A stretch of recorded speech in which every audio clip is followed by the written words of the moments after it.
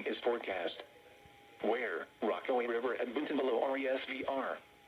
When? From this morning to Saturday morning. Impacts, at 6.0 feet, flooding occurs on Vale Road in Montreal. The road heading into Parsippany is subject to closures. Additional details, at 10 a.m. Thursday the stage was 4.6 feet and rising. Forecast, the river is expected to rise above flood stage this afternoon to a crest of 6.0 feet just after midnight tonight. It will then fall below flood stage early Saturday morning. Flood stage is 5.0 feet. Flood history, this crest compares to a previous crest of 6.0 feet on March 23, 2010. http://www.weather.gov/safety/flood